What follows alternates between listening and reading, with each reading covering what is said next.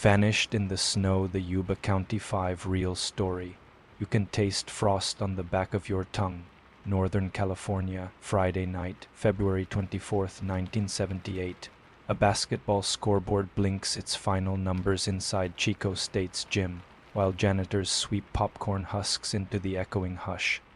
Outside, neon halos flicker above a deserted parking lot where a cream-colored 1969 Mercury Montego idles under vapor breath. 5 friends, Bill Sterling, Jack Madruga, Jackie Hoot, Ted Weiher, and Gary Matthias Pylon, flushed from victory. They are each a steps lower than the world expects, diagnosed with mild intellectual disabilities or chronic schizophrenia, but tonight they feel unstoppable. Their special league team, the Gateway Gators, has just clinched a spot in tomorrow's tournament. They thump seatbacks, crack jokes, and promise a AM tip-off will prove to everyone that Yuba County represents. Highway 70 unspools south beneath spectral moonlight, rice paddies on either side reflecting stars like nail heads driven into black lacquer. Madruga drives. Weiher rides shotgun, cradling a weekly program as if it were a playbook to destiny.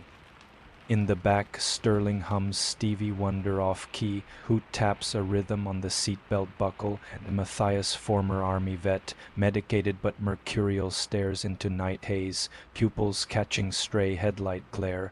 The most direct route home is straight through Oroville and Marysville, but something the thrill of a detour or a fragment of whispered plan nudges the Mercury west onto Oroville-Quincy Road, a climbing 2-lane ribbon known to locals as the Mountain Way. Tire treads crunch from asphalt to packed snow without hesitation. As the car ascends, CB antennas along the ridge start to fizz. Pine silhouettes march alongside like silent pallbearers. Below, valley lights sputter out of sight. Above, the Sierra Nevada barrier waits, sheer, indifferent, hungry. This is the axis on which everything will tilt. Within 48 hours, families will report the men missing. Within a week, searchers will find the Mercury abandoned at 5,000 feet, nose buried. In a snowdrift yet fueled for another 50 miles, doors unlocked, maps untouched, keys gone. Months later, when spring thaw relinquishes its dead, bones will emerge scattered over a 20-mile radius. Shoes missing, ration cans peeled by a P-38 but half uneaten, blankets wrapped tight around air that was once a friend's last breath. The media will christen them the boys as if youth grants exemption from terror. Investigators will chase theories, disorientation, foul play, mountain hermit, dope growers, UFOs, cosmic prank. But all that matters in this opening measure is the Mercury's slow climb, heater blasting, its passengers oblivious to the turning point between celebration and perdition. We are your unwilling guide tonight, following taillights that shimmer like fever stars through curtains of flurrying snow. We'll trace each footprint that vanishes beneath drifting powder, listen to canned laughter from a transistor left playing on an icy picnic table, and feel the raw scrape of hunger that pushes a man to break cabin windows with frost-bitten fists. 8. Chapters 8. Tightening coils await. The shortcut when a wrong turn becomes a one-way pact. The locked car, frozen doors, phantom footprints, and the mystery of no panic marks. The cabin rations wasted, blankets hoarded, and a pair of leather shoes that walked away. The trail of wrappers, candy foils gleaming like breadcrumbs in the moonlight. The Lone Ranger flashlight, a child's toy blinking Morse where no child walks. The last campfire, melted snow, telling a ghost story in steam. The thaw spring reveals what winter tried to hide. Echoes in the pines, family voices, unanswered radios, and the rumor that the mountains keep what they love. Keep your engine running. Keep your windows cracked, so the cold can remind you what survival tastes like. And when the heater fails, because it always does in stories like this, listen for the distant crunch of snow under boots that might be your own. The Sierra does not whisper. It echoes. Tonight, those echoes carry the frayed laughter of 5.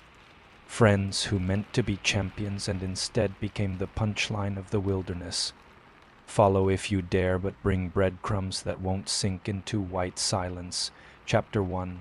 The shortcut. Every tragedy starts with someone saying, "Relax, I know a quicker way." 1. Clear skies. Clouding show us it is 10:19 p.m. when the Mercury Montego noses onto Highway 70 south.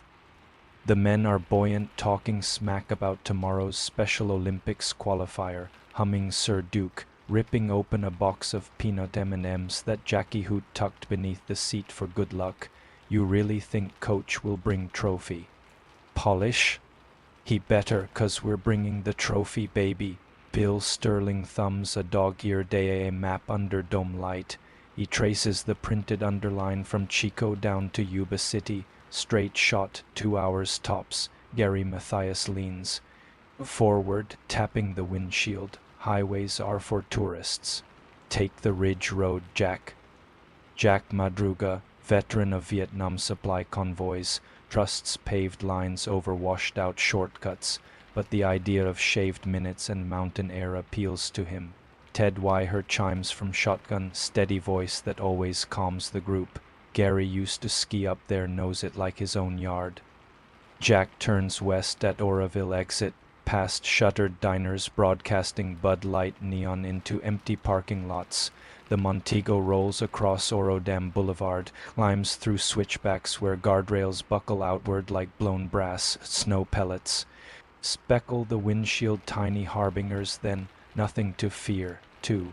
Road to the cloud line 12 miles in. Asphalt narrows, and frost ribbon appears along shoulder. Madruga flicks wipers. Rubber smears half-moons of ice crystals. The heater sets a cozy hush that muffles the outside world. Inside, the car becomes a ship, crew merrily sailing unknown seas. Sterling slips cassette into deck Casey and the sunshine. Bands keep it calm in love. Suddenly the road feels like an after-party runway. Hoot drums on his own knees.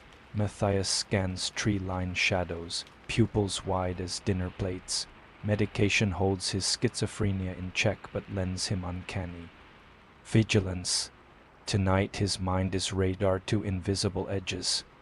He notes a battered Forest Service sign, road not maintained beyond snow line. Jack hesitates. Gary laughs. Snow lines at 6,000. We're 5-1. Push on. Another mile passes. Elevation markers tick upward. 4,280. 4,600. 4,900 feet. The needle of chance creeps into the red. 3. The heart attack witness errand 11:15 p.m. 6 miles farther. The Montego's headlights sweep across a maroon Volkswagen Beta Langled roadside, hood up. Inside sits Joseph Joe Shones, a 55-year-old Plumas County local who earlier attempted to reach his cabin but felt crushing chest pain, perhaps a heart attack, and coasted to the shoulder. Shones later recalls seeing headlight beams, the silhouettes of men and a child around a vehicle. He calls, but voices fade in wind. Unclear whether the Montego crew spotted him. If they did, they assumed he was fine, engine light still glowing. Shone's recollection matters forensically. It places the Mercury at Gate 16, a seasonal Forest Service barrier long after reasonable turnaround. When rescuers compare his statement to odometer reading, they realize the car doubled distance any local would gamble in a storm. One set of tracks came in. None turned back. 4. Snow thickens. Nerve thins. Minutes later, Jack rounds a hairpin and the road blasts open in 2. Moon-flooded cut. Drift dunes crest like frozen surf across both lanes. Tires slur into powder. Rear-wheel drive fishtails. Weiher braces dashboard, stilling radio. Roads blocked, Madruga mutters. But the Montego doesn't bog. He could reverse, rock to asphalt. Yet he kills the engine. Silence spreads, thick and immediate. Why? Detectives will ask this until the pages fall from the file. Was it fear of deeper snow ahead? Excitement of a night hike? A phantom obligation to assist Shones? Inside car, tension pinches. Weiher suggests backing down. Matthias says might spin into canyon. Sterling, peacekeeper, proposes checking drift depth. Utopin's door. Crunch of snow echoes. They bundle in windbreakers hardly Sierra. Gear yet giddy. 5 friends step into powder world, breath steaming. 2 flashlights click on. A child's Lone Ranger flashlight and a larger ever ready. Beams skate across pines, catching a deer's glassy stare. 5. A decision in frost Madruga digs boot heel into snow. Crust is solid, drift maybe 2 feet. Car could clear with slight push, but Matthias fixates on distant porch light flicker maybe. Cabin refuge. There's a lodge further up. He claims there is Brown's Mill cabin, but 7 miles ahead. Sterling seconds exploring. Cabin means phone, hot cocoa, story for the guys back home. Ted Weiher, caretaker by nature, worries about tournament. If we're late, coach will forfeit. Gary shrugs. Plenty of time, tip-off Sten. That miscalculation will doom them. By dawn the storm will wall the mountains off from. The valley like a prison door. They make pact. Leave the car, hike a bit, reassess. Keys slip into Weiher's jacket, though he'll forget later. Doors left unlocked. Gear left behind 3 blankets, a flashlight, Sterling's wallet. Weiher switches off dome to save battery. Someone jokes, Mercury will watch our backs. The men laugh, not knowing that cars don't keep secrets. They just wait for search warrants. 6 footprints into white. 5 sets of prints march north. A long service road, weaving between sugar pines, snow deepens. Wind whistles minor chords through branches. They pass rusted gate 16 soon to be reburied. Beyond prints split. 2 sets veer downslope, perhaps investigating noise. 3. Persist on road. Investigators later note how shoe impressions show calm gait, no scramble indicating voluntary walk, not fleeing. At T12:04 a.m. Half moon slides behind clouds. Lone Ranger flashlight flicks off batteries nearly spent. Darkness covers decisions. We will never hear. 7. Mercury goes silent inside the Montego KC and the Sunshine Band cassettes pulls to silence. Heater ticks as it cools. Frost webs across windshield, ceiling cabin in crystalline gristle. Tomorrow, snow will heap over hood. By morning, this cream-colored shell will stand like an ivory tomb marker proclaiming they were here and then they were not. The mountain absorbs the 5 laughter trails. Owls question, but pine trunks give no reply. Chapter 2. The locked cars don't lie, but they seldom explain themselves. 1. Saturday morning panic, February 25, 1978, 9:12 a.m. Bill Sterling's mother notices his bed unslept and calls Jack Madruga's house. No answer. By 11 o'clock a.m., 5 families conduct a frantic phone tree. Every possibility seems benign. Overslept at a friend's, flat tire, post-game Denny's binge, but noon slides past and Ted Weiher's grandmother turns on the radio expecting basketball. Results: Gateway Gators forfeit, absence automatic. Her coffee cup rattles. She dials the sheriff. Deputy Lauren Heath files missing persons paperwork before sunset. He notes 5 males, intellectual handicaps. 1 Matthias schizophrenic, medicated with stilazine and cogentin, may relapse under stress. Patrols. Cruise Oroville routes, but night drops hard. Snow thickens above 3,000 feet, washing away tire signatures like chalk in tide. 2. Monday media Stormby Monday. Sacramento B runs 5 Yuba men vanish on way home. Reporters lean on tropes, boys, innocence, basketball dream. Families recoil at pity but feed cameras with yearbook photos anyway. Jack's marine buzz cut, Ted's lazy grin, Gary's intense gaze, the sheriff's switchboard. Rings non-stop with psychic visions. One claims to see red blankets flapping in wind. another smells pine and burning plastic. Heath files them under F for fog machines. 3. Finding the Mercury Wednesday, March 1st, a plumas for a stranger. Named Mike Chivers radio's base, got a Montego abandoned on Oro Quincy Road. Plates match Yuba, the county scrambles snowcats. Families beg to ride along. Deputies refuse terrain lethal. Chivers' description freezes everyone. The Mercury sits at 5,040 feet, snowdrift pressed to bumper but not high-centered doors. Unlocked windows rolled up, half tank of gas. Battery strong enough to crank radio when tested, folding maps neatly in glove box. Programs from Chico game on dash on rear seat. Jackie's folded down army blanket, Weiher's brown leather shoes, Gary's favorite Guinness cap but no keys. Deputy Heath clicks Polaroids, interior pristine, no struggle, conspicuously absent. Basketball uniforms, all 5 promised to lay out for morning game, while leave gear behind if the destination was merely a quick hike. 4. The puzzling tire tracks investigators crawl beneath chassis mud packed behind wheels suggests deliberate acceleration into snowbank until tires spun free. Madruga, seasoned driver, would not strand his pride without rocking reverse, yet odometer reveals additional 70 miles beyond direct route home. Someone chose isolation. Behind the car, well-defined footprints, 5 sets, later matched to sneakers. And Weiher's stockinged feet amble north along service road before veering into woods. Stride length even.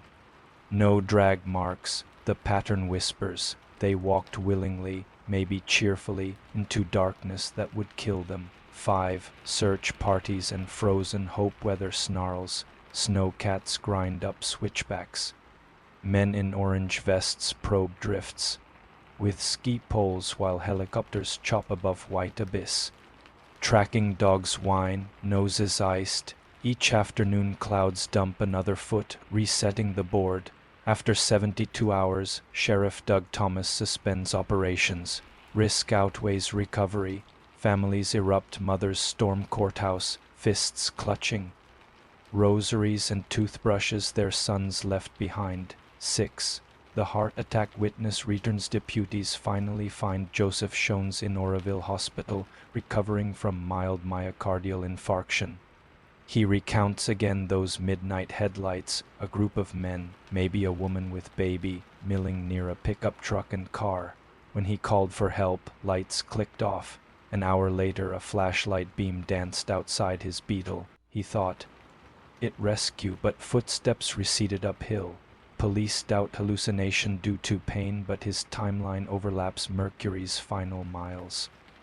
The woman with baby morphs into campfire gossip, cult sacrifice, Mooney abduction, extraterrestrials luring innocence. Each theory gains traction on talk radio before sliding off facts like snow off galvanized roof. 7 theories, while Eve. A working car? Mental fog, cold and altitude triggered confusion, but Bill, Ted, and Jackie functioned autonomously in daily jobs, forced exit unknown assailant with weapon. Yet no sign of violence, keys removed calmly. Gary's relapse. Matthias suffered psychotic episodes. He could have convinced friends to follow Phantom Mission. His shoes are gone, perhaps worn by another, diversion for help they sought. Shelter for Shones, mistakenly believing him stranded. But why split? Why not return? Sheriff Thomas, it's like they stepped off Earth. 8. Waiting for spring searches. Pause. Weeks pass. Mercury becomes macabre monument, half swallowed by drifts. Families tape blankets around hope's thin flame, praying the boys hold up in some ranger cabin, melting snow for soup, waiting for rescue. Mothers bake casseroles they can't deliver. Fathers scan topo maps nightly, tracing ridges like braille. Lines of dread. At the equinox, snow still chin deep on service road. Deputies promise renewed search come thaw. Each gust rattles the Montego's antenna. more stabbing emptiness across the valley. In Chapter 3, a remote forest trailer stocked with food yet containing a body wrapped in 8 sheets will complicate every tidy theory, and the Sierra will prove it keeps its secrets by inches, not miles. Chapter 3, the cabin in the pines, Snowberry's secrets. Spring exhumes questions. 1. When winter finally blinked, June 3, 1978. 4 months after the Mercury Montego was swallowed by drifts, the Sierra Nevada exhales its frozen breath. Runoff rivers snarl with brown snowmelt. Pine needles shed icy mantles. Like brittle scales, Sheriff Doug Thomas relaunches the search, deploying 60 volunteers, 2 helicopters, and a half-dozen dirt bikes to scour every spur off Oroville Quincy Road. Families assemble at command post and abandoned ranger stations, staring at topo maps riddled with pink highlighter routes. One mother whispers, "Snow kept them safe somewhere. We'll bring them home." The other parents don't correct her verb tense. 2. The motorcycle scouts that afternoon, Jack Clemens and Ronald Rooney Carpenter, forestry techs riding 175cc trail bikes, peel north of Gate 18. They weave through downed trees until Clemens smells death and instinctual sour sweet tang, but the breeze shifts. They throttle onward, engines echoing like bees in cathedral-sized silence. At 19.4 miles from the Mercury's GPS mark, Rooney halts beside a faded Forest Service trailer, an outpost used during summer roadwork. Snowpack lingers in mottled slabs. Around its scanted steps, the padlock dangles broken. Kids partying, Clemens guesses, booting open the door. 3. First sight. The blanket shriny side hangs icy air tinged with rancid grease. Cabinets yawn open, their army rations gutted in haphazard fashion, 10 cans of peaches pried with military P-38 openers, but most contents still intact. On a bare mattress under the front window, they spot a mummified foot protruding from 8 neatly layered wool blankets. Rooney swears and backs outside. Clemens lifts one corner of cloth. The face is spectral, cheeks collapsed around a yellowed beard, toenails grown half an inch. A class ring. Marysville High 68 confirms identity before dental charts can. Ted Weiher, a side table, holds a marble notebook. Pages blank except one, double quotes ... By this fire I now draw breath, scribbled in shaky cursive, unsigned. Half-burned candles stub the sill. Clock radio smashed, batteries scavenged. 4. The provisions paradox. Deputies inventory supplies. The trailer's pantry originally stocked 31 ration cans. Only 8 are empty. 5 issued woolen parkas, 2 sleeping bags, and a butane stove remain unused inside a locker, insulated forestry. Boots sizes 9-13. Untouched, even though searchers will later confirm Ted's feet were frostbitten black. The implication stabs hard. Someone knew how to open cans. P-38 requires technique, but either fatigue or fear prevented exploitation of life-saving gear a few feet away. Investigators picture Ted reclining under blankets while hunger gnawed at his companions, who perhaps went for help and never returned. Medical kit lies open. 12 tablets of codeine missing. Beard length suggests 8-13 weeks survival post-disappearance. That means Ted may have lived into late April, alone, listening to the mountains thaw. 5. A broken window and a light. Searchers trace entry to a broken back window. Jagged glass swept neatly into a pile. Someone punched through to unlatched door. Then tittied shards. A rusted lantern rests on sill. Wick charred once. Batteries stripped from wall. Flashlight power gauge. Needles on cabin thermostat rigged as makeshift heater indicator. Whoever played engineer had rational bursts amid panic. On a nail above stove hangs Weiher's leather shoes dry, meaning at some point he swapped footwear. Officers later learn Gary Mathias's white Adidas are missing from car. Theory. Gary took Ted's shoes wider for frostbite and hiked on 6 candy wrapper breadcrumbs a mile southeast. Deputies spot flash of foil. A Milky Way wrapper wedged under pine duff. Then another. For half a mile, wrappers form a sporadic breadcrumb trail leading from Service Road toward a creek crossing. Cadaver dogs pick up scent. Within hours they find 2 sets of remains, bill sterling, skeletal, scattered by animals along. Streamed Jackie Hoot, tiny bones and denim scraps beside his father's favorite playing card Jack of Hearts used as pocket talisman. Distance from trailer, 12 miles. Investigators picture Sterling and Hoot collapsing in snowstorm long before Ted's slow fade. 7. The brush pile discovery next day under Manzanita thicket 2 miles northeast of the car. They uncover Jack Madruga's body half buried, clutching. Car keys in frozen fist. No sign of struggle. Hypothermia again. Map orientation suggests he tried to return to Mercury, then doubled back, disoriented. Now 4 sets of remains locate a twisting path. Car, Service Road, Sterling Hoot. Madruga back loop, Weiher at trailer. The geometry leaves 1 missing note, Gary Mathias. His record army medic, schizophrenic episodes grows heavier. 8 touched items, untouched clothes forensics reveals fingerprints on cans belong to Weiher and an unknown, not Bill, Jackie or Jack. Gary's dental records remain only comparative. Clue, inside trailer, melted paraffin indicates candles burned up to mid-April.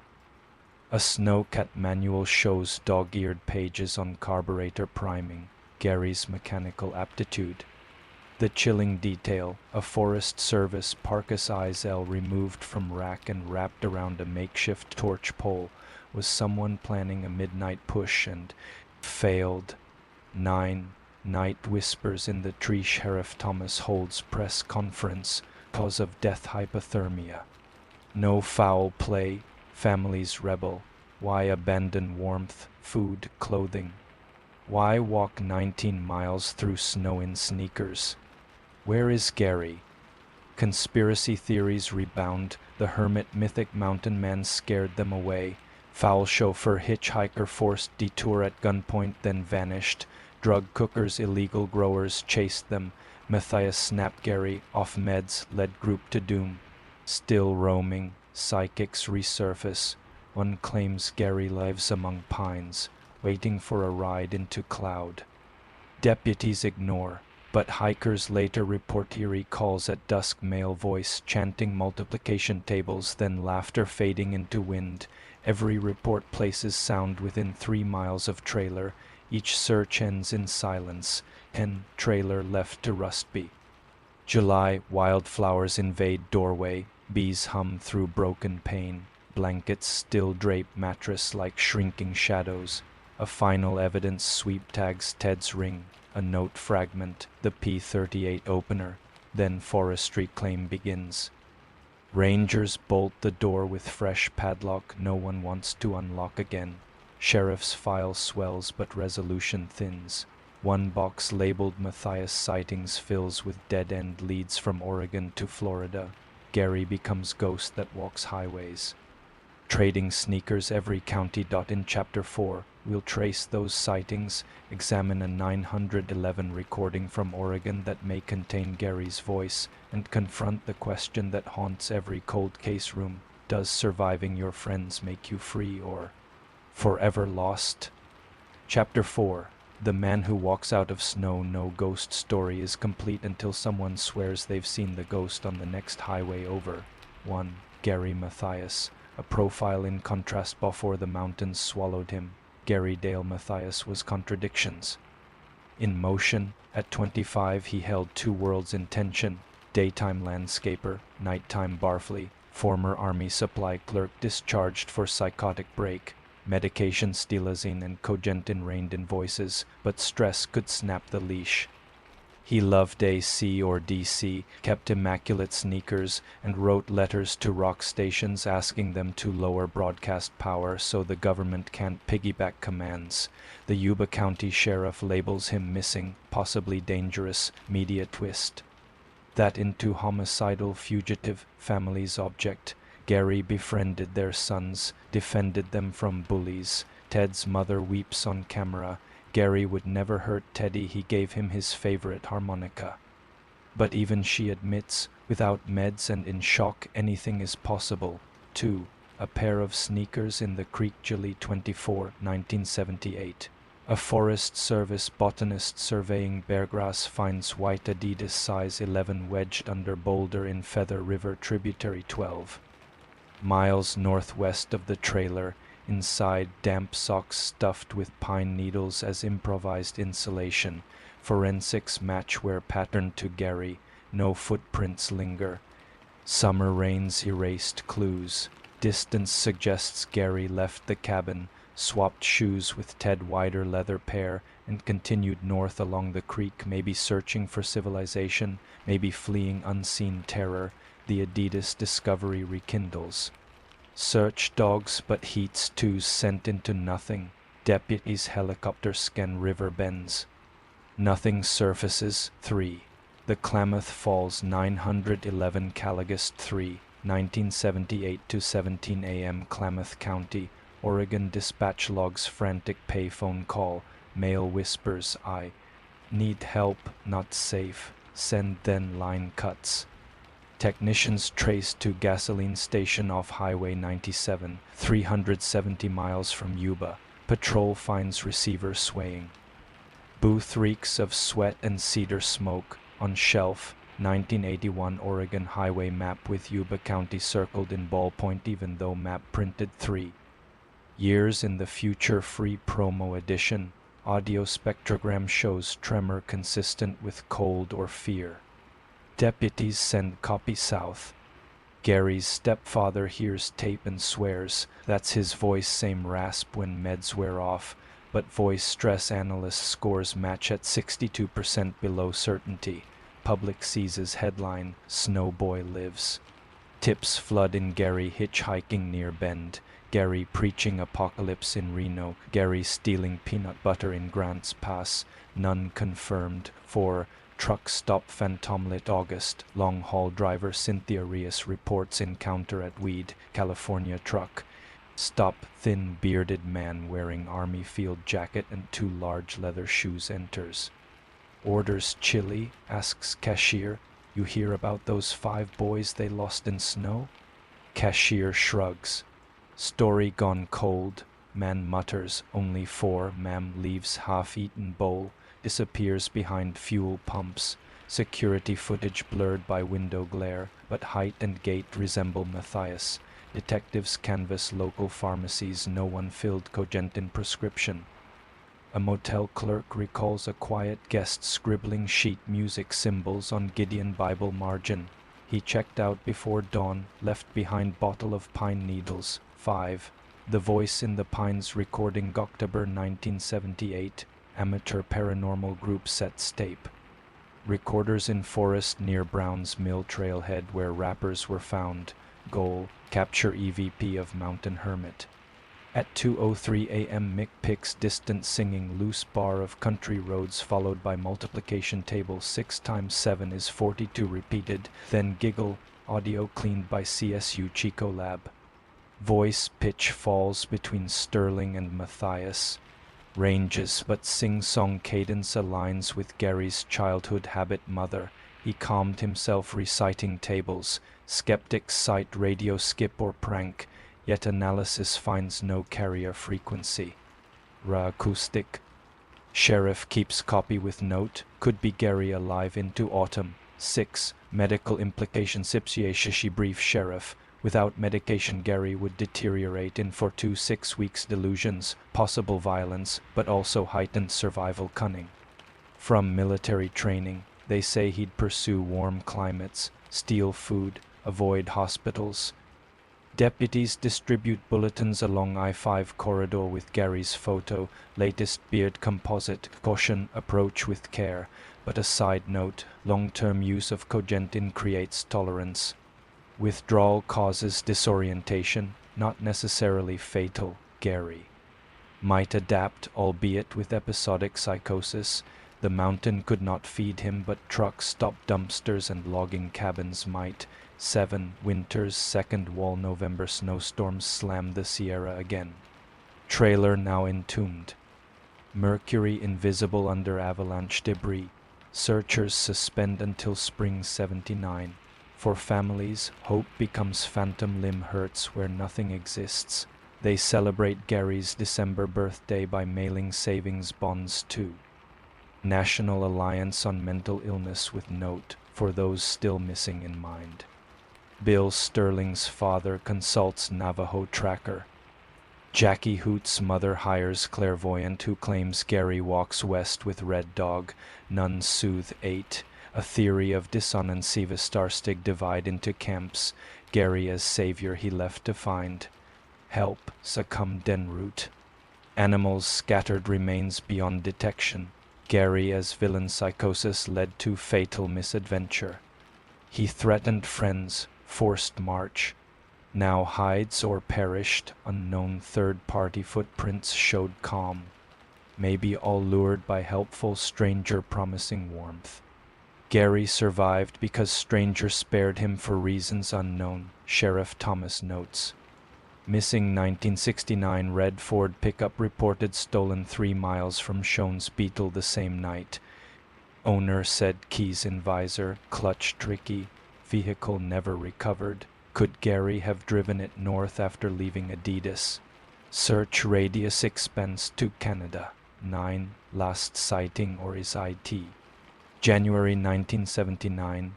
Gas station clerk in Yakima, Washington sells beer. To hitchhiker who claims been snow camping in Sierra, lost friends. Police arrive gone. He left behind torn page from field and stream with headline. Survive winter with nothing but will. Fingerprints smudge inconclusive. File now 2 inches thick. Gary's photo fades from bulletins, replaced by new fugitives. Yet sheriffs across Pacific Northwest still get occasional calls. Man sleeping under bridges, quoting basketball stats of 1978 Special Olympics. 10. Mountains keep their time. Spring 1979 search retrieves nothing new. Scavengers cleaned bones. Snows erased prints. Trailer padlock rusts shut again. Mercury towed, auctioned for scrap. Families hold joint memorial at Marysville High Auditorium. 5 candles. Only for extinguished at service's end. Gary's remains unconfirmed. Hope both gift and torment. Ted. Weiher's mother addresses crowd. Maybe Gary walked out to carry their story. Maybe he walks still. If you hear someone humming country songs in the pines, don't be afraid, he's just trying to come home. In Chapter 5, we follow the trail of lonely campfires, charred circles, and makeshift lean-tos found deep in sluice canyons and weigh forensic soil samples that hint one fire might have burned with pages of Yuba County phonebook as kindling. Is it Gary's breadcrumb or a stranger's unrelated hearth? The descent into paranoia continues. Chapter 5. Lonely campfires. Sometimes a single ring of charred stones can feel like a pair of eyes staring back. 1. Spring 1979. The second. Search wave. April thaw unclenches the Sierra for another season, and Sheriff Doug Thomas authorizes a smaller, forensic-focused expedition. 12 crime scene techs, 2 cadaver dogs, and a CSU Chico soil chemistry professor craving fieldwork. Their mission: map every sign of human habitation between the service road and the Feather River Canyon lean-tos, charcoal pits, discarded cans looking for DNA, shoe prints, or medication vials that could tie back to Gary Mathias families. Sign off reluctantly, fearing new heartbreak but desperate for closure. Ted Weiher's mother sends the team with a sealed letter for Gary, if he's alive. She doesn't reveal contents, but later says it promises forgiveness. 2. Fire ring number 1 day 3. At Coldwater Gulch, Tech Linda Kwan spots a symmetrical stone circle under Pion Duff, 10 inches across, filled with chalky ash and scorched cedar bark. Embedded in the ash, molten clumps of glossy paper. Lab analysis later reveals fibers coated with bentonite clay used in phonebook stock. Page fragments display partial digits 5307 matching Marysville Exchange. Why would someone burn a phone book 70 miles from Yuba County? Psychologist on task force posits ritual shredding of ties to home, severing the umbilical cord. But investigator Heath considers practical angle. Phone book pages make excellent tinder in damp woodlands. Cadaver dogs show mild interest, pawing soil before losing scent. Quan logs GPS. Search presses on 3, a lean-to made of contradiction shelf mile. Downhill, volunteers find a 3-sided shelter of lodgepole saplings, wired together with lacing from an army combat boot. Inside, charcoal sketch of basketball hoop on birch bark, signed GM broken stilazine bottle shards. Matthias's antipsychotic folded Special Olympics registration form cut into snowflake patterns. The form belongs to Ted Weiher, his mother. Confirms this tie binds Gary to the campsite weeks, maybe months after Ted died in the trailer. Yet the lean-to sits closer to the canyon, opposite direction from the burned phone book campfire. Did Gary wander in loops? Or were there two people? 4. Forensic soil. The trace of fear. Professor Irene Salgado collects soil under the fire ring. Gas chromatography detects paradiethylamino fragments, residue from cogent in tablets smoked or burned. Salgado testifies tablets ignite at 350 C. Matching campfires peak. Hypothesis: Gary rationed his medication, then incinerated dregs to avoid psychotic rebound or to erase evidence. The discovery jolts investigators. Medication could keep him lucid long enough to travel far from California. They notify Oregon and Washington to keep bulletins active. 5. Night camp citing the logger's testimony. June 12, 1979, 11:40 p.m. Timber contractor Elias Big Ramirez drives logging road near Cyriville when headlights catch man crouched by small flame. Man leaps, shielding face, then bolts into tree line wearing oversized jacket and no pants, just long johns and boots. Ramirez notes crazy bright eyes and army haircut grown shaggy. Deputies search next day. Find only warm coal pile. An empty top ramen wrapper. Parents' ID jacket description as matching one Gary borrowed from Jack Madruga weeks before disappearance. A quilted green field coat. Ramirez passes polygraph. 6. Radio static in the canyon. Search team sets up portable transceiver near Coldwater Gulch, broadcasting Gary, "This is Bill, you're safe." Loops. On day 5, they record faint response bursts on modulated carrier. Spikes at 151 MHz every 13 seconds for 2 minutes, then silence. Salgado triangulates to Canyon Ridge near a rusted fire lookout tower decommissioned in 1972. They ascend. Tower porch littered with sardine tins and a Western States bus.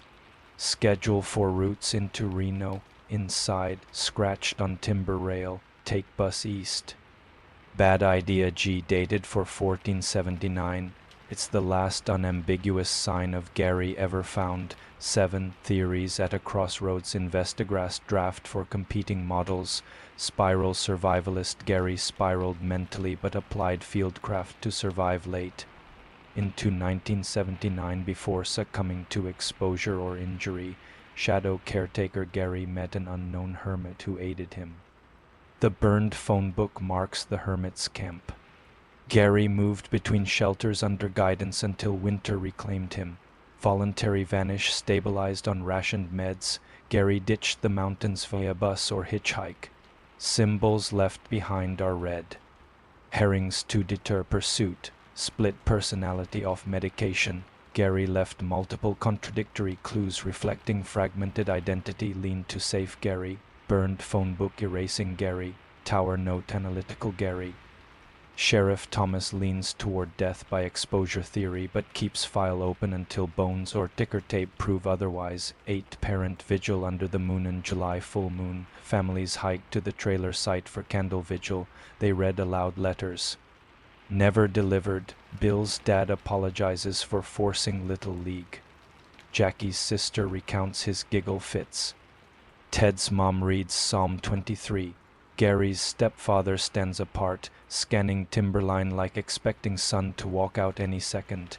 He leaves a six-pack of Pepsi, Gary's favorite, on trailer step.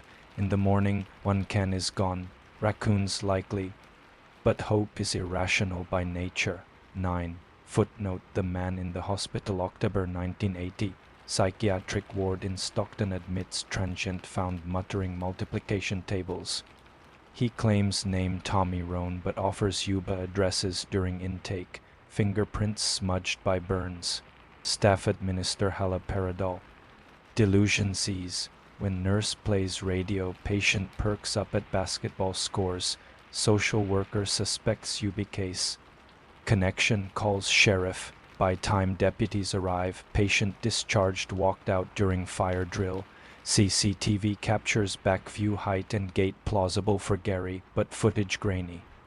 Tray lens at interstate on ramp 10. Fires go cold 1981. Search budgets dry up. Trail camps no longer smell of smoke. Coldwater Gulch fire ring cracks in summer heat. Stones topple. Lean-to decays. Sapling poles gnawed by porcupines. Tower collapses. In 83, lightning strike, burying take bus east under splinters. Only Mercury's VIN etched in impound ledger reminds county clerk of the 5 men.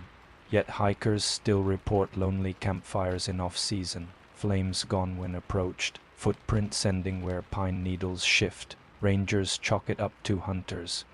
Or drifters, but whisper, could be the missing Yuba boy keeping warm. Superstition grows.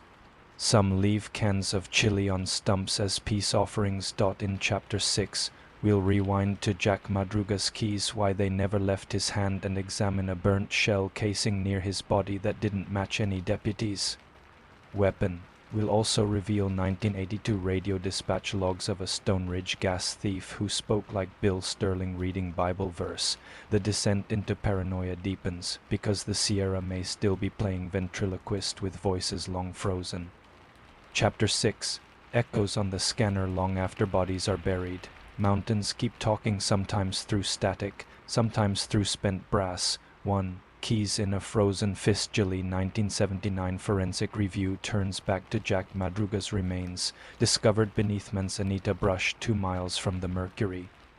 The detail that still nags detectives: Jack's right fist remained clenched around the Montego's keyring, even after scavengers scattered ribs and vertebrae. Crime scene tech Melanie Ortiz revisits photos, metacarpals arthritically curled. Tendon desiccation proving the grip tightened before rigor mortis. Why carry keys after abandoning the vehicle? Sheriff Thomas theorizes Jack planned to return for rescue run, but psychologist Dr. Ellen Brookhurst proposes a symbolic anchor: keys equal control when world spins. Either way, that grip became a frozen diary entry no one can finish. 2. A shell casing that shouldn't exist. During Ortiz's re-examination, she spots copper glint half embedded in soil sample taken near Jack's pelvis. Missed first pass. Lab identified as 22 LR Remington casing. Fired. Deputies carry 38s. Volunteer hunters in search party logged 44s and 3006s only. Trajectory impossible to trace. Too much time. Too many scavengers. Possibilities spark rumor. Accident weapons. Hobbyist accompanied boys before storm. Threat: a stranger fired warning shot to corral group. Self-defense: Gary Mathias rumored to own 22 pistol pre-schizophrenia. Never recovered. Sterling's father revisits theory. Someone up there with a gun steered them like sheep. Sheriff files casing under inconclusive. Families file it under proof of foul play. 3. Static on Channel 9, March 15, 1982, 41 a.m. UBHHEP logs unusual CB traffic. Frantic male repeating Bill turn back. The lights are wrong. Transmission fades, returns with snippet of Psalm 23, Bill Sterling's favorite verse. Dispatcher notes Channel 9 skip often carries trucker chatter from far states, but accent matches Marysville region, taping equipment down.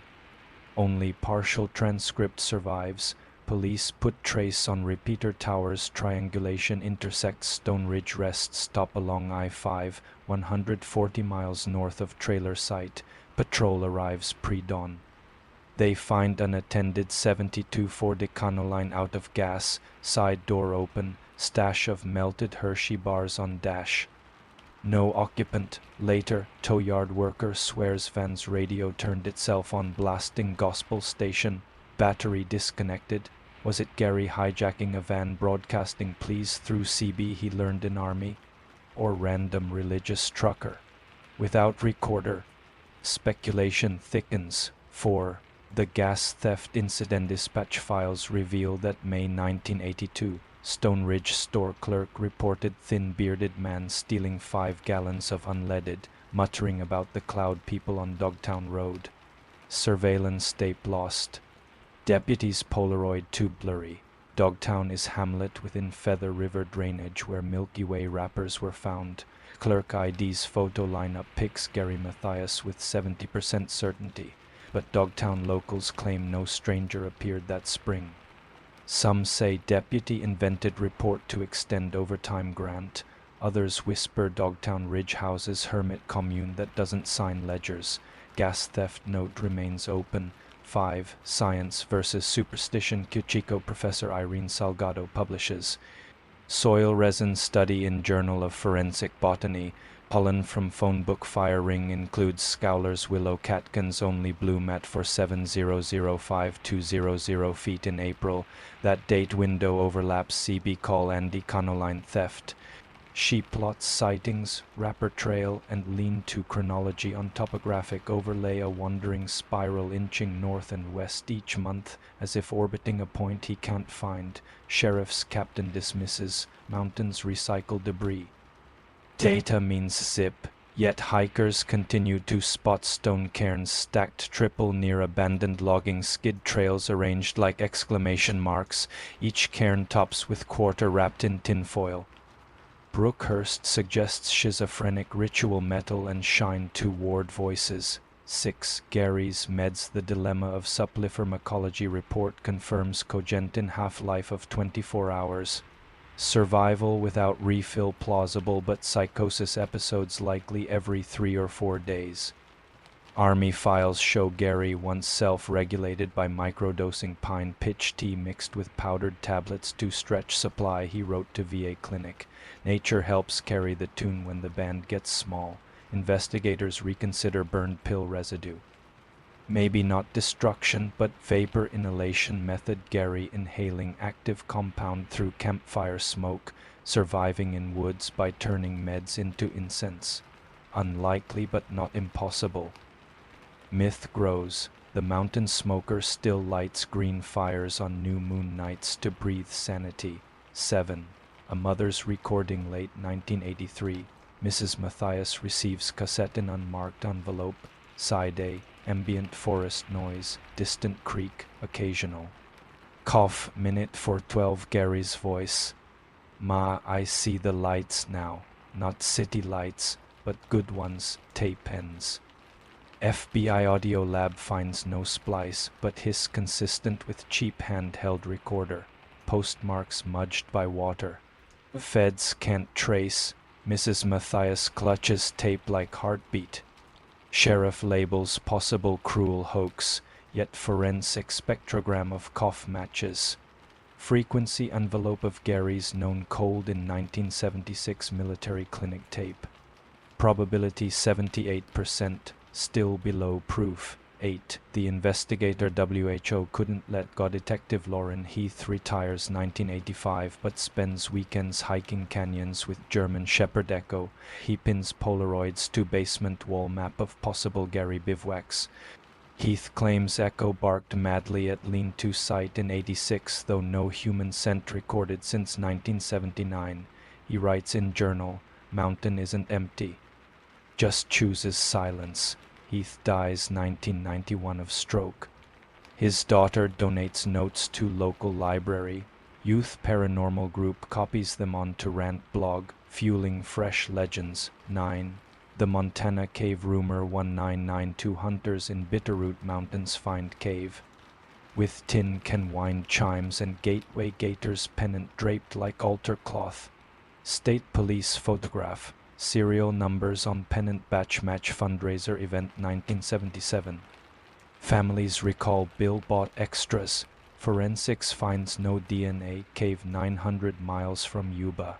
Sheriff Thomas, long retired, stares at photo, mutters, either a prankster with cruel streak or a man who walked out of snow across states, still carrying memory like a splinter. No one claims pennant. Cave floods spring October 1993. Echoes on the scanner present day late 1990s Ford timeline. CB hobbyists still report random bursts on Channel 9 each February 24th.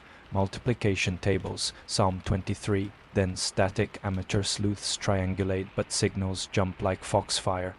Some nights they answer Gary, this is home, but get no reply.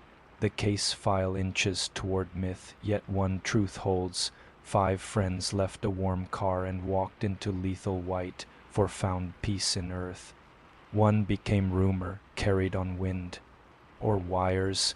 Maybe Gary Mathias died that first night, and mountains play ventriloquist with his echo. Maybe he lived, haunted by choices, turning campfires into confessionals no one hears in time. In Chapter 7, we'll wind down the spiral. Coroners simulate survival timelines. Families confront final evidence review in 2002, and The Mountain reveals one last cruelty, an ice-preserved pocket radio with a recording nobody expected. The descent nears its final cadence. Chapter 7. The thaw that lied spring can feel cruel when it uncovers things you prayed the snow would keep buried.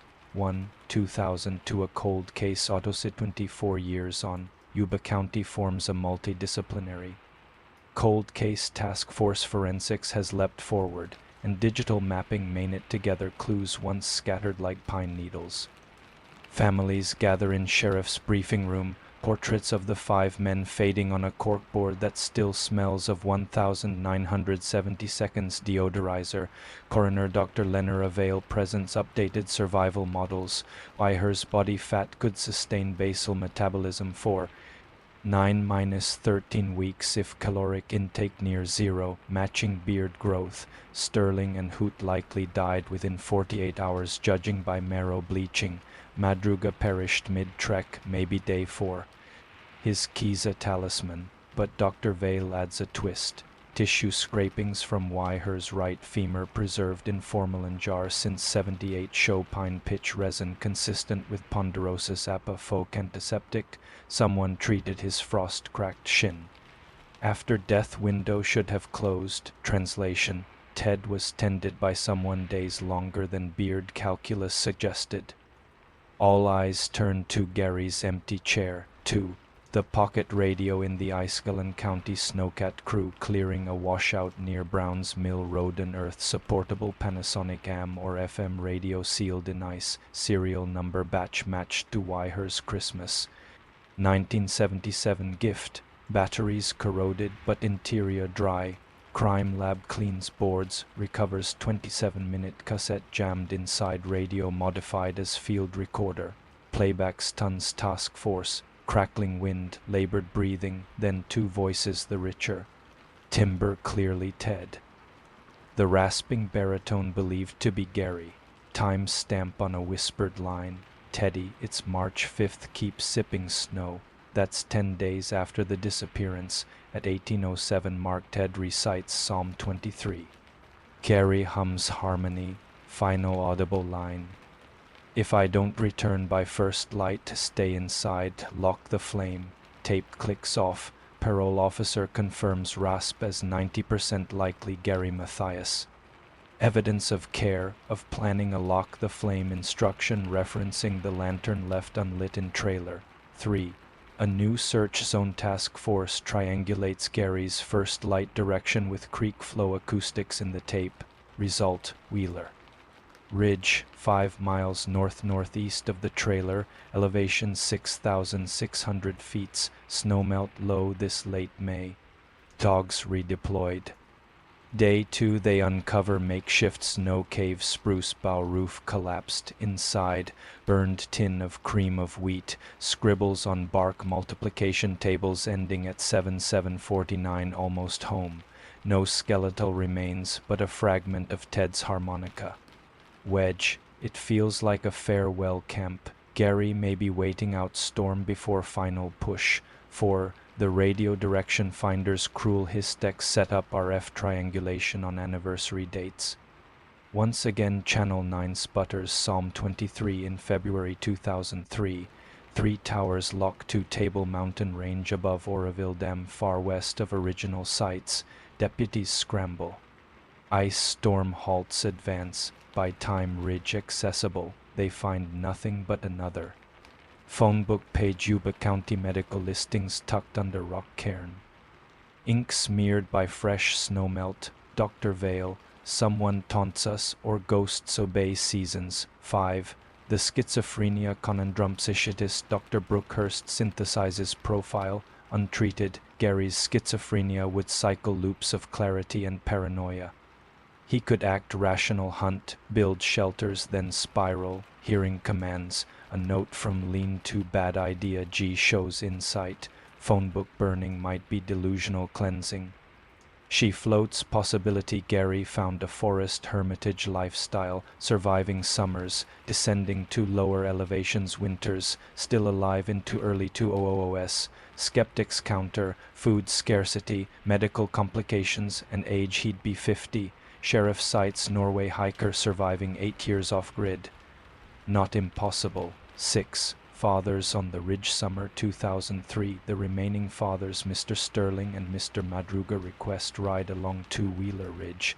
They plant a metal plaque for the 5 boys who loved basketball and each other. They hammer it to granite with trembling strokes. Ranger notes 2 fresh cigarette but sneer sight filtered European brand Galoises not sold locally.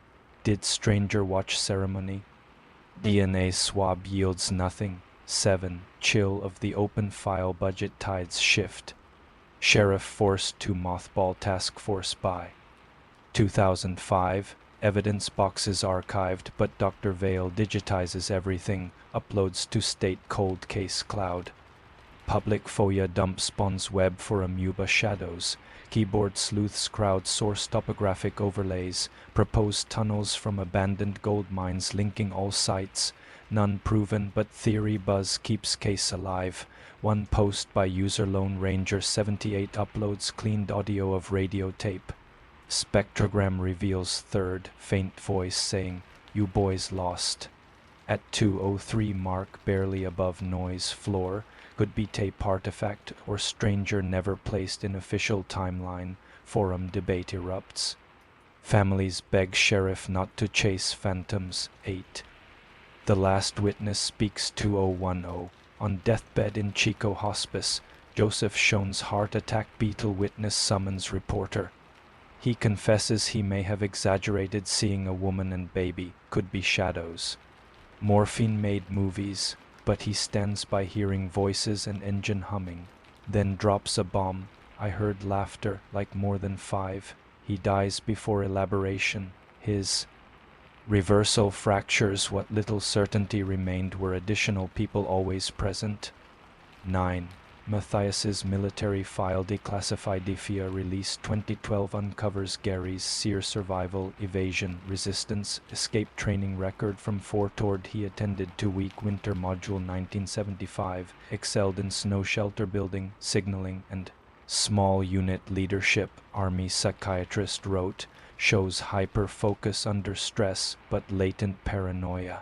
This training, unknown to earlier investigators, explains sophisticated lean-to, phone-booked Inderseer tip, and radio modifications. It deepens survival possibility. 10. A question with 2 answers. By 2020, documentary crews flock to make Yuba County 5 the modern Dyatlov Pass, an American enigma balancing on a single missing man. Families weary but grateful memory persists. Sheriff's file now closes each annual review with same line. Gary Matthias, missing presumed deceased, but evidence inconclusive. Two realities coexist. Gary died days after friends, or he walks unnamed highways. Survivors' guilt louder than freeway roar. The mountain, uninterested in closure, keeps its echo chamber open. CB enthusiasts still report scripture and multiplication. Table bursts every February, though FCC sweeps find no transmitter. Whether it's Gary, a copycat, or the ridge itself reciting from memory, nobody can say. In Chapter 8, our epilogue, we'll let the woods have the last word. Ranger logs of unclaimed campfires in 2018, a hiker's photograph of 5 footprints. Appearing overnight, and the family's final reflections on love, loss, and mysteries that refuse tidy punctuation. Chapter 8, Echoes in the Pines. Some stories end.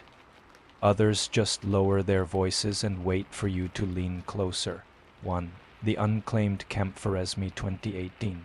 2 seasonal rangers, Gracie Wynn and Marco Ibarra, patrol the still snowy high ridges of Plumas National Forest. Near Wheeler Ridge they stumble on a fresh fire ring. War members, half-eaten can of Hormel chili, and a modern Bic lighter taped with medical gauze.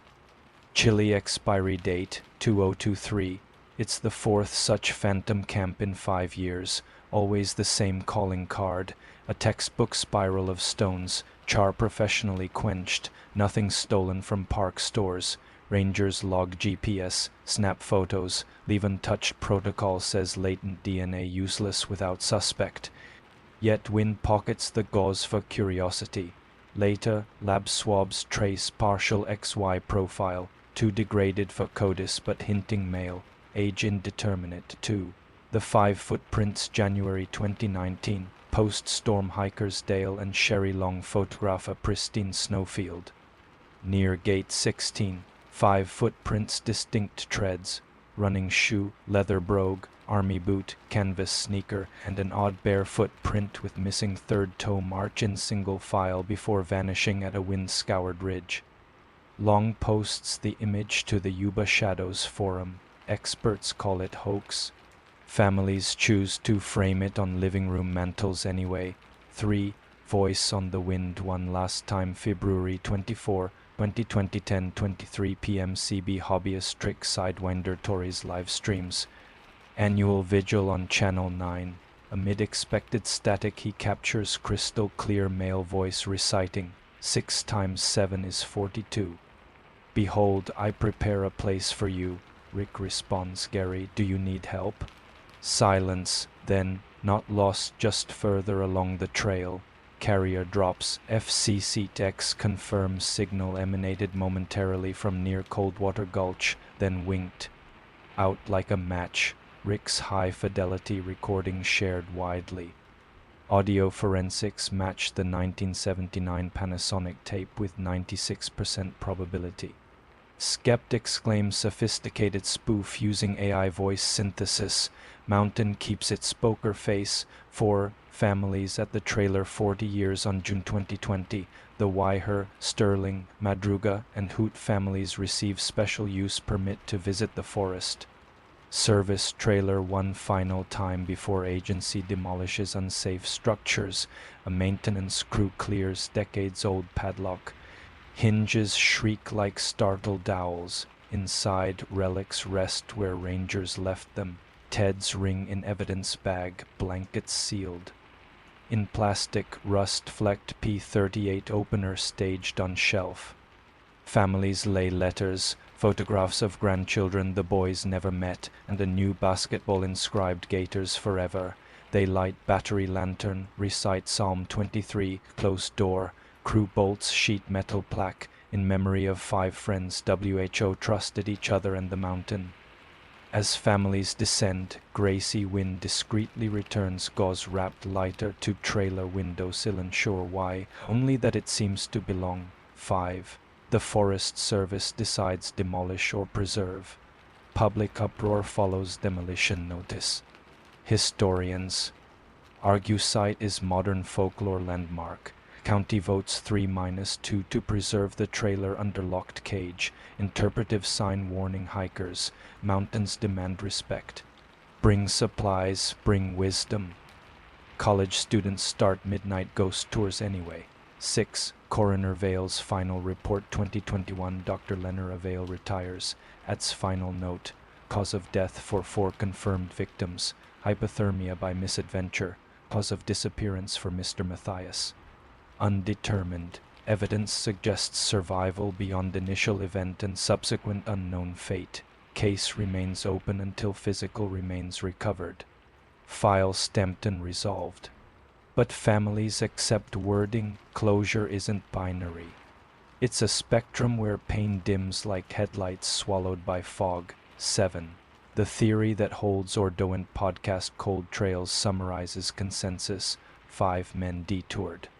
Due to misinterpretation of directions or external coaxing, vehicle stuck. Group sought shelter. 3 succumbed early.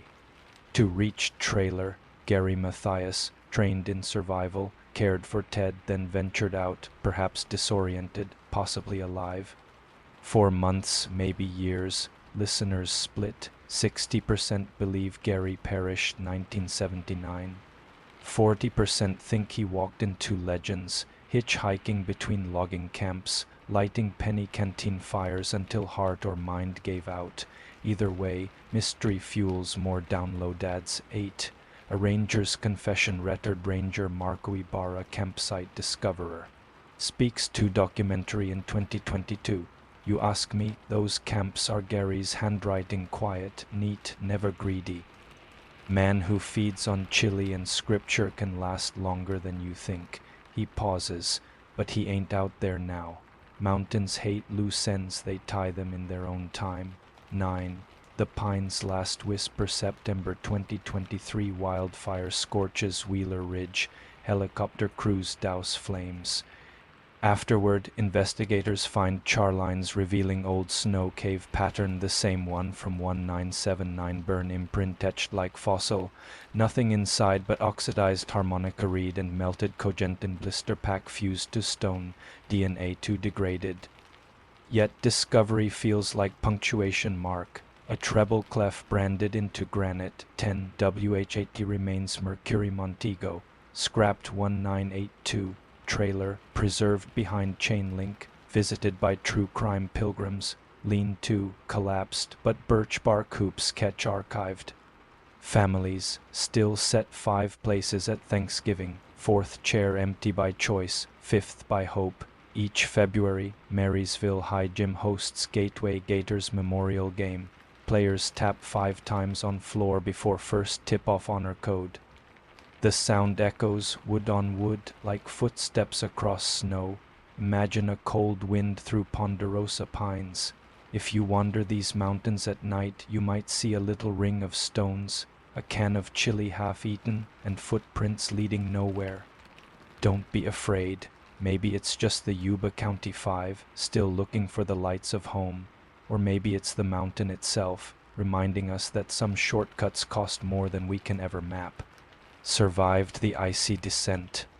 Keep the chills coming. Subscribe to Crazy Real Horror Stories and never miss our next true crime nightmare. Like this video if the Sierra Nevada's silence had you holding your breath. Comment below which clue twisted your mind the most and what real horror case should we dissect next. Share this story with a friend who thinks a quick shortcut is harmless. And watch them rethink every detour. Snow may melt, but mysteries stay frozen until we shine.